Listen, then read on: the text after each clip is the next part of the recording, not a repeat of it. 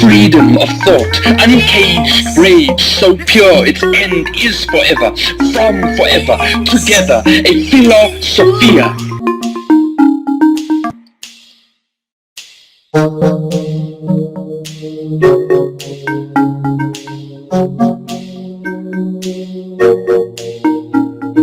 Presidente de honor, don Marco Gabriel, que es quien ha podido traer al profesor Seth, que viene de Estados Unidos, al profesor Mauricio, que son todos de los primeros ontólogos del mundo. Ontología es el estudio del ser, como ya ustedes saben de sobra. Y ahí tenemos al nieto de Heidegger, Arnulf Heidegger, que ha tenido la deferencia de venir y que tiene todos los secretos de la familia. Que Heidegger, ya ustedes sabrán quién es. Entonces ahora el profesor Marco Gabriel va a hacer una introducción para el profesor Sen. I will introduce you, just 2 minutes. Okay. Sí. Entonces, sí. Buenos días a todos. Es un placer de introducir mi amigo hermano John Searle de la Universidad de Berkeley.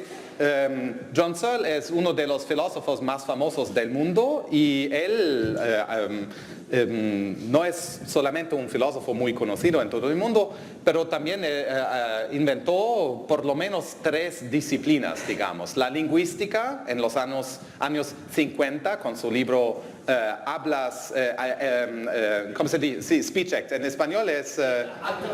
sí, la teoría de los actos de habla. Después inventó la disciplina de la llamada filosofía de la mente, Philosophy of Mind, lo que introdució el estudio de la conciencia, también en neurociencia, neurobiología, trabajando con un premio Nobel, Jerry Edelman, etc. Y más recientemente la disciplina de la ontología social, es decir, una sociología con fundamento realmente filosófico. Entonces aquí tenemos, ¿no?, un gran genio de la filosofía contemporánea. Entonces, hermano, today he's going to talk about social ontology, his third invention. So, third wave Searleanism. Okay, thank you. All right, thank you. Well, it's great to be here.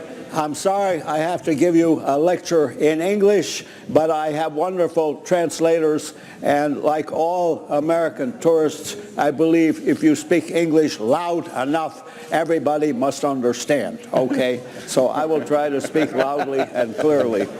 Now, Marcus said I'm going to talk about social ontology, but on one of the brochures it said I would talk about the Chinese room. Oh, well, okay. I'll say a few words about that because some of you may have heard of it. There used to be a theory that said all you need for a mind is a computer program. So if you program your computer with the right program that has the right inputs and outputs, that simulates human intelligence, the computer is literally intelligent. The computer literally understands. And there's even a way of representing this view very clearly. I call it strong artificial intelligence to distinguish from the idea that the computer just does a simulation. This is the view that the computer that simulates correctly really, literally has a mind. And the equation says that the mind is to the brain as the software or the program is to the computer.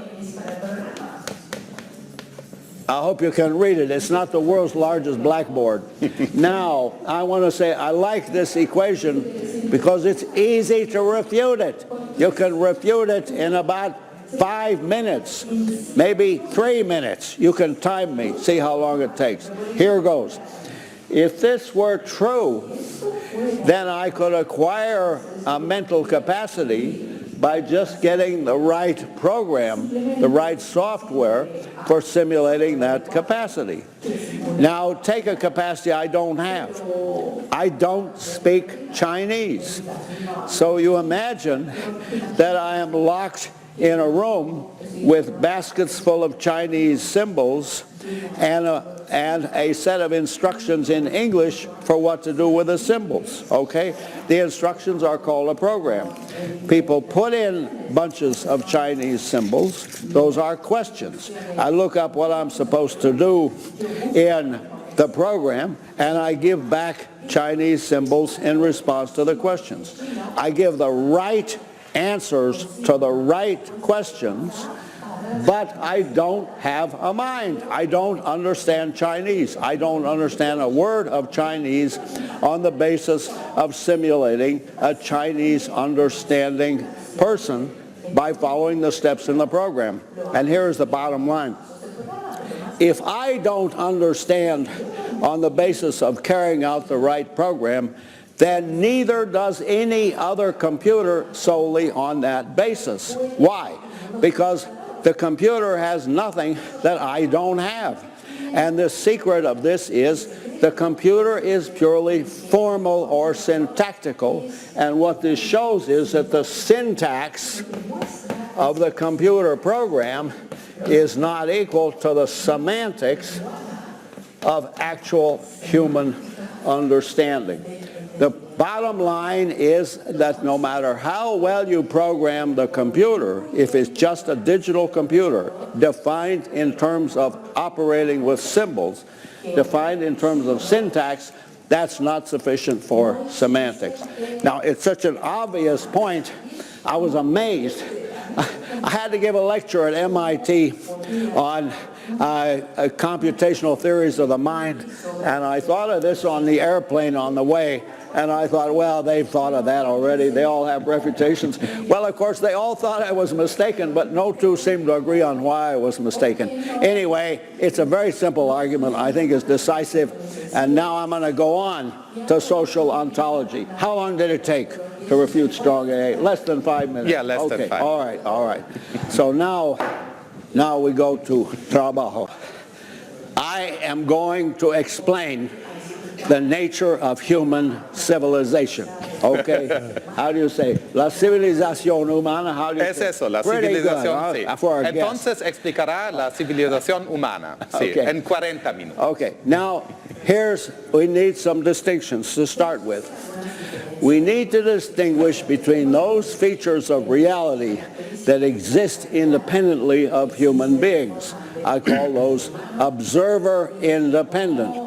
Force, mass, gravitational attraction, the hydrogen atom are observer independent. But most of the things that we care about in human civilization, like money, property, marriage, government, literature, universities, those are observer relative. Those exist relative to human observers.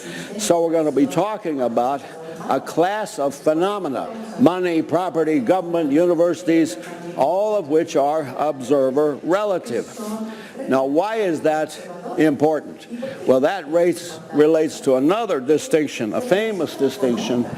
Do I have an eraser? Maybe that's too much to hope for. Okay. Now, this is another lecture. But I'm now going to talk about a class of phenomena that are subjective in a special sense. And we need to distinguish between the objective and the subjective. And the distinction is ambiguous because there are different senses of objectivity and subjectivity. In one sense, there is an epistemic sense of these words. Epistemic is a fancy word that means having to do with knowledge. Okay, and that has to be distinguished from the ontological sense, which is another fancy word meaning having to do with existence.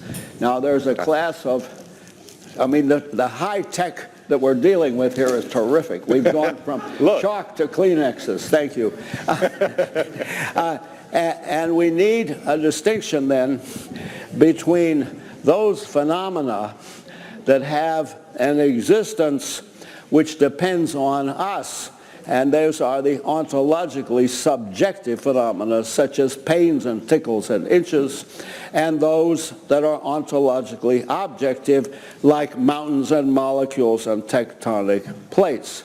But there's another sense of the objective-subjective distinction, which is epistemic. And there, if I say, let's say Diego Velázquez was the greatest Spanish painter ever. Well, that's a matter of opinion. Some people might like Murillo or Picasso.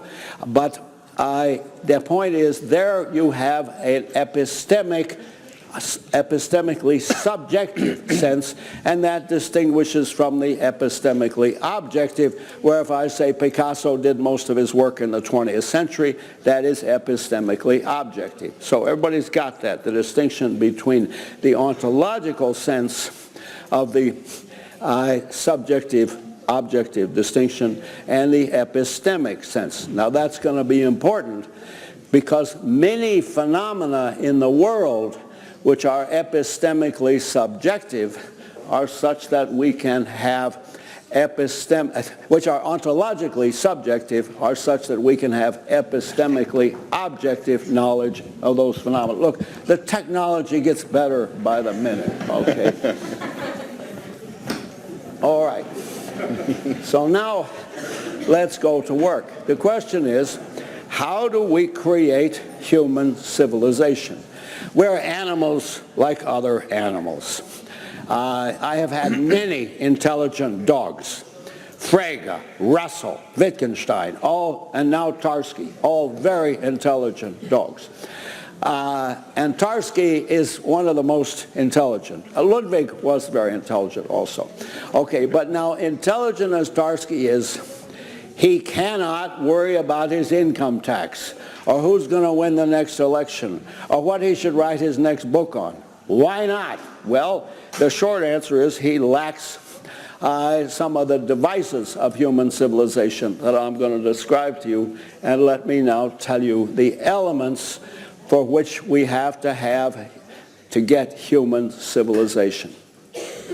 Okay, now I've said all this without any technical jargon, okay? And now I introduce one word, intentionality. Intentionality just means that capacity of the mind to be directed at objects and states of affairs in the world. It's not a problem for Spanish speakers, but for English speakers it's bad because it sounds a lot like intending, in which you intend to go to the movies, and that's only one kind of intentionality. Okay, now we need a special kind of intentionality to create human civilization. We need the capacity of human beings to cooperate, what I call collective intentionality. All right, now, and this is very common. Right now, we're all participating in having a philosophy lecture. There's collective intentionality among the members of this group. If any of you arrived hoping to see a horse race, you have come to the wrong place. There's no horse race here. So that's the first element we need, is collective intentionality. Now we need another amazing capacity that human beings have, and many animals also have this, and that is they can assign functions to objects. The beaver assigns a function to the beaver dam. The monkey assigns a function to the stick with which it digs out ants.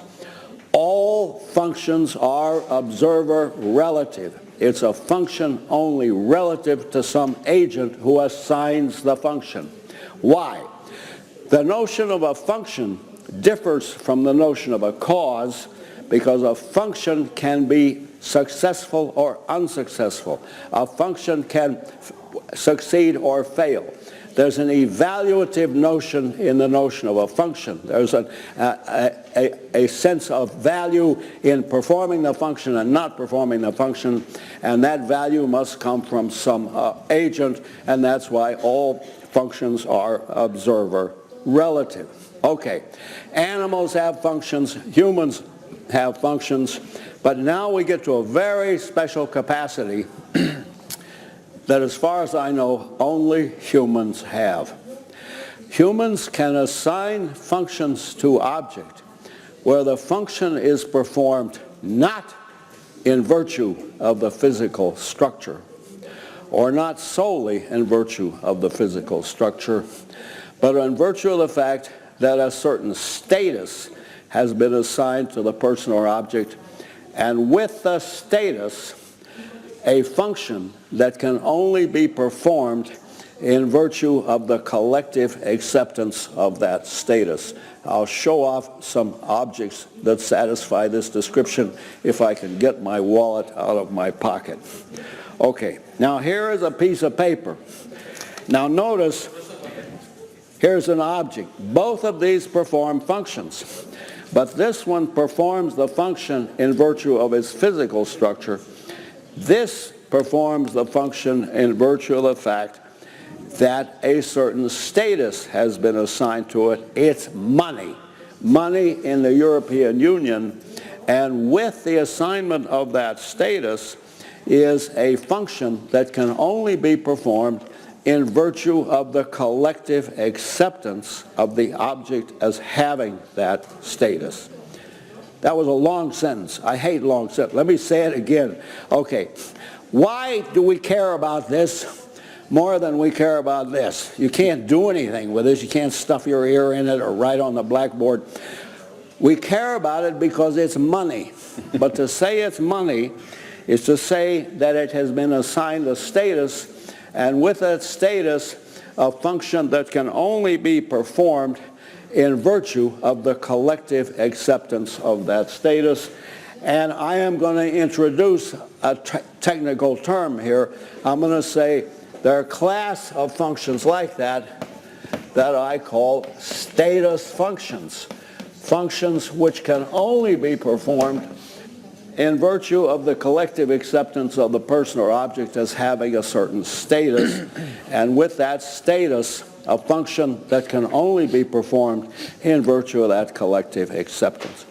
You live in a sea of status functions. You are, we will suppose, a student in a high school or a university. That's a status function. You are married, or you own a car, or you're a possessor of a driver's license. All of those are status functions. If you own property, have citizenship, are a member of a ski club, or work for a firm, all of those are status functions. All of those are functions which can be performed only in virtue of the collective acceptance of you as having a status, and with that status, a function that can be performed in virtue of that collective acceptance. Now, it's a little bit complicated because some status functions are performed in virtue of physical abilities. I am able to drive a car no matter what. But in the state of California, they won't allow me to drive a car unless I have one of these, a California driver's license. It's now become so ridiculous that I can't even buy a beer in a bar without showing I'm really 21 years old. Okay. So the driver's license is a status indicator. It indicates that I have a certain status.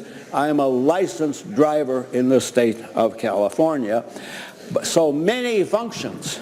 I am a professor in the university, and I can lecture anyway. Even if nobody wants me to lecture, I'm happy to lecture.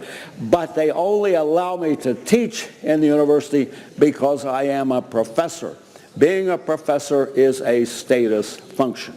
Okay, so this, I'm going to make a very strong claim. Status functions are the key to understanding human civilization. No animals have status functions, at least as far as I know. That is, where the object is assigned a status, and with that status, a function that can only be performed in virtue of the collective acceptance of that status. Money, property, government, marriage, universities, cocktail parties, summer vacations, and love affairs are all examples of status functions, where you perform a function in virtue of the collective acceptance of you or the other people involved or the objects involved have been assigned a certain status, and with that status a function that can be performed in virtue of that collective acceptance. Status functions are the key. We're now going to explore them. Okay, now I have to ask you, how is it going for speed? Everybody understands. You understand? Okay, if she understands, we're okay. All right. So now I keep going at the same speed. How is it that we can perform these amazing phenomena that dogs cannot perform? As I say, Tarski's a very intelligent dog, but he cannot deal with money, property, government, marriage. If I leave a bunch of dollar bills next to his bed, and I train him that I will feed him only if he brings me a dollar bill, he is still not buying his food with the money. It's still not money to him. He's just been trained to get a stimulus response. If he brings a dollar bill, he gets fed, otherwise not, but it's not money. Why not? What is he lacking? There's a special set of capacities that go with status functions. I won't write them all on the blackboard, it's too small. But with a status function, you have rights, duties, obligations, requirements, authorizations, permission. It's no accident that on the California driver's license, it says it's a permit. It permits you to drive. You have a permission to drive. Now, all of those terms, rights, duties, obligations, requirements, all of those give you powers. Status functions give you powers, and the powers are of a very special kind that, just to have a label, I will call deontic powers, after the Greek word for duty. The deontic powers are created by status functions. And these are rights, duties, obligations, requirements, authorizations, permissions, etc. And if you think about it, you realize you live in a sea of status functions. You are in a sea of relationships whereby you have rights, duties, and obligations. You are a husband or a wife, a father or a son, a property owner, or a borrower of money from the bank. All of those are status functions, and they all give you deontic powers. A right is a positive power, an obligation is a negative power. Now, if this is the key to understanding human civilization, we have to figure, how does it work? And I'm now going to explain that. Again, okay for speed. We're still doing all right. She says it's okay, I keep going. Okay, now if you look at these deontic powers, you find, as I said, there are rights, duties, and obligations.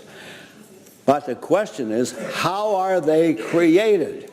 And I want to say they're typically created by a single formula, which I will abbreviate as X counts as Y in context C. Can you read it? X counts as Y in context C. So I count as a professor in the University of California.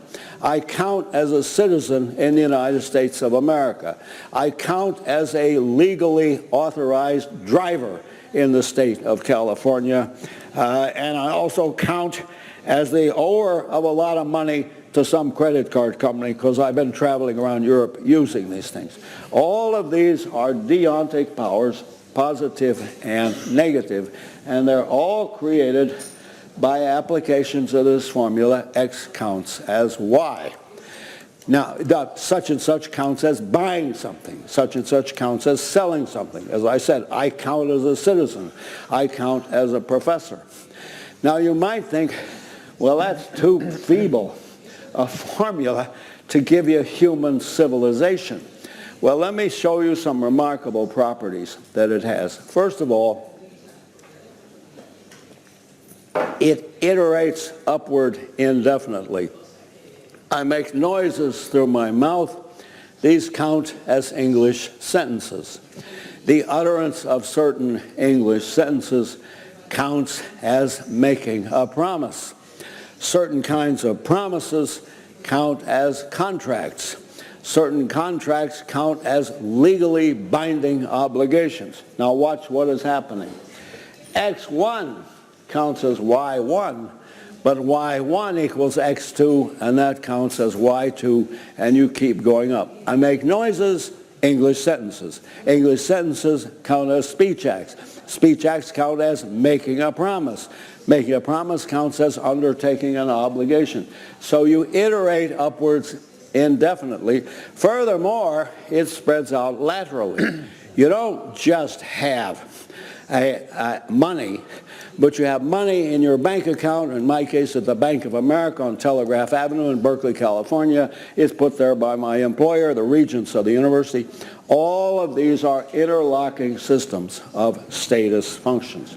So the formula X counts as Y is remarkably powerful because it iterates upward indefinitely and it spreads out laterally. Okay, now the question arises, why do we do this? Why do we create all this elaborate apparatus? And the answer is it increases our power enormously, and as I told you, those powers are deontic powers. They're rights, duties, obligations, etc.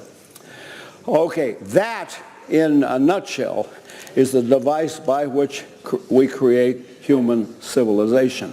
And if you understand that, you'll understand more than most philosophers do about social ontology. However, now I want to make it a little more complicated. I have been talking as if language were just one type of status function among others.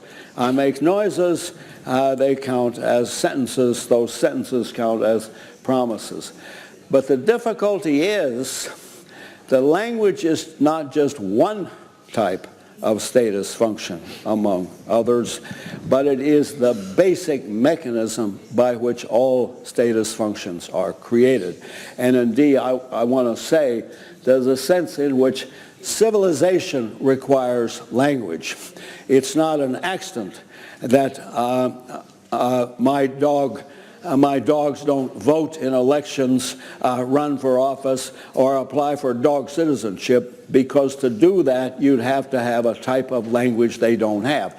They can communicate, no question. They can communicate hostility to other dogs. Watch Tarski when he's barking at another dog. But they do not have anything like the power of human language.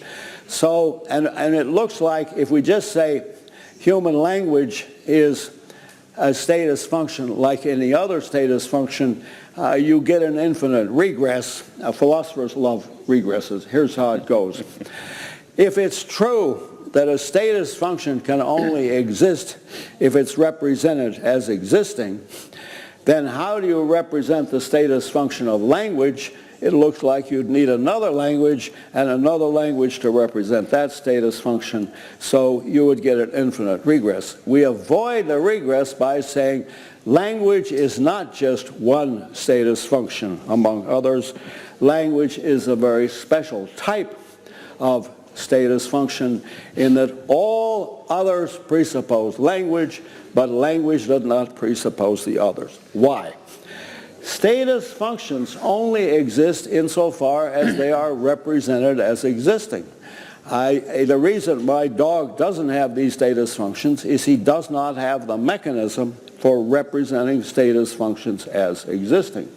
But in order to represent them as existing, you have to have some medium of representation. You have to have some device for representing, and that device for us is human language. Once you have a human language, it's very easy to create status functions. You form a club, you decide this is a club, he's the president, she's the secretary, and so on. You have an immediate set of mechanisms for creating status functions once you have a language. But without a language, you have no means of representing the deontology that goes with status functions. Status functions, remember, give you rights, duties, obligations, and requirements. But in order to have those things, you must have some mechanism for thinking about those things. You must be able to adjudicate your obligations. I am under an obligation to be in Las Palmas today. Oh my gosh, I'm also under an obligation to be in Frankfurt today. I can't be in both places, so I have to resolve the dispute. I have to resolve the conflict of obligations, and that requires some mechanism of representation. That requires language. Now, if you accept what I've said so far, then it seems to me we can go a little bit toward explaining the limitations of the social sciences. Why have the social sciences been so disappointing? Why didn't they give us the results that we had in physics and chemistry? I mean, in America at least, the initial impulse for the social sciences was to apply the methods of the natural sciences to the study of society. And there was a lot of idiotic empiricism where you looked at correlation between the size of people's thumbs and tendency to alcoholism, you know, this kind of stuff. And people got money for that. I can't believe it, but they did. But I want to say, in order to understand society, you need a much richer apparatus than just correlations of the type that people thought were characteristic of law-like phenomena in the natural sciences. You need an understanding of the intentionality involved, and in particular, you need an understanding of the deontic powers. And I think if you look at the social sciences, always look at work you admire. I mean, if you look, if you think of Durkheim or Weber, they wrote work I admire. I mean, take Weber's Protestant ethic. It's been so often refuted, you think there must be something right about it. And what Weber, you remember, said was, it was no accident that capitalism developed more rapidly and easily in the northern Protestant countries than it did in the southern Catholic countries. I don't know if that's right, but the point is, look at the form of the explanation. It's intentionalistic throughout. What he's saying is the intentionality that goes with a belief in Protestantism is more favorable to capitalism than the intentionality that goes with a belief in Catholicism. Now that seems to me the right model for the natural sciences. What we want is intentional causation. We want a characterization of how certain sorts of intentional phenomena, certain collective beliefs and desires and hopes and fears, how those facilitate certain types of social change. Okay, so I'm making a suggestion now that if you understand this type of mechanism, you may be able to overcome some of the limitations of the social sciences. The failure of the social sciences in America was that they did not have an adequate sense of the ontology that they were discussing. They did not have an adequate sense of the type of existence that the social phenomena had. And I'm suggesting that they ought to be talking about status functions with their deontic powers. Okay, now I've talked for almost an hour. We should, I think I will summarize what I've said. I'm a professor, and professors like to summarize things. So I'll summarize a little bit about what I've said, and then we'll throw it open to question. Okay, first of all, I refuted strong AI, strong artificial intelligence. It was a silly view, and it's easy to see why it's a silly view. The brain has a capacity to create thoughts with mental contents, with a semantics. By definition, the computer is a syntactical machine. It just manipulates symbols, usually thought of as zeros and ones, but anything will do. Chinese symbols, anything you like. Okay, so the syntax of the computer program is not sufficient for the semantics of actual human cognition. Brains do it. Brains create a semantics, and by definition, the computer is defined as formal syntactical operation. It's an easy argument. I don't think it's problematic. Okay, but now we get to the more difficult question, which I only begin to give an answer, and that is, well, what is human civilization anyway? How do we differ from the animals? And the answer is, we have devices for assigning functions to people and objects, where the functions are performed not in virtue of the physical structure, or not solely in virtue of the physical structure, but in virtue of the fact that we have assigned a status, and with that status, a function that is performed in virtue of that collective acceptance. It is a remarkable fact that I can carry one of these into a shop in all of the European Union, and they will give me something for it. This always amazes Americans, because Americans think this is monopoly money. If you want to see real money, this is what real money looks like. But this is the kind of thing that looks like it's in a monopoly game, but it works. How does it work? It works because people accept it. What is it they accept? They accept a deontology that goes with the assignment of status function, and that, I'm suggesting, is the key to understanding human civilization. Thank you very much.